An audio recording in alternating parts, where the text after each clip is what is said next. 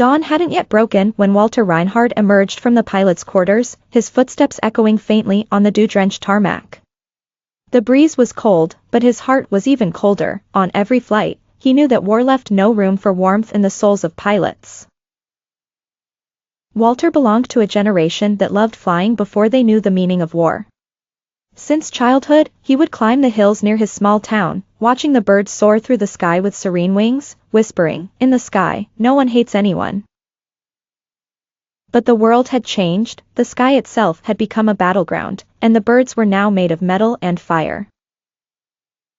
That morning, Walter received takeoff orders for a dangerous reconnaissance mission over the Eastern Front.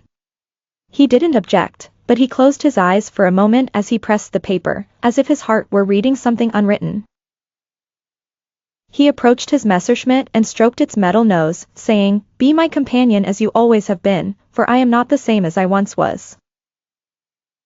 The engine roared to life, and with altitude, the noisy world below began to fade, as if the earth, in all its fury, were dropping its noise as a person passed over it. There, among the clouds, Walter felt at peace. The higher he climbed, the more he felt the boy who had dreamed of flying, not fighting. But the sky that day was not smooth. A group of enemy aircraft suddenly appeared, heading towards him. He gripped the controls, and in an instant, the battle raged. The planes circled, smoke billowed, and bullets whizzed through the air like sharp whistles. With every turn, Walter could hear his heart pounding louder than the engine. One of the planes came so close that he could see the pilot's face inside. He was a young man, perhaps his own age. He hesitated for a moment, as if time stood still between them, then he heard shouts over the radio ordering him to engage. But Walter didn't fire. He kept maneuvering, dodging, and moving away, as if searching for an escape that would allow them both to survive.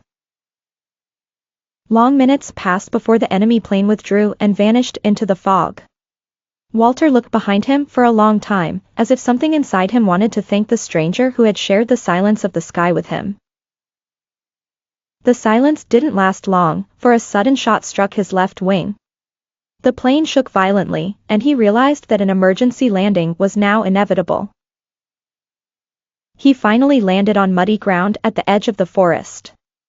He emerged from the wreckage of the plane covered in dust, but alive, and that alone seemed like a miracle.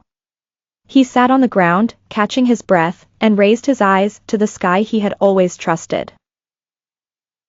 It was calm, clear, like the sky he had loved as a child. He whispered to himself, "I will fly for life, not for war."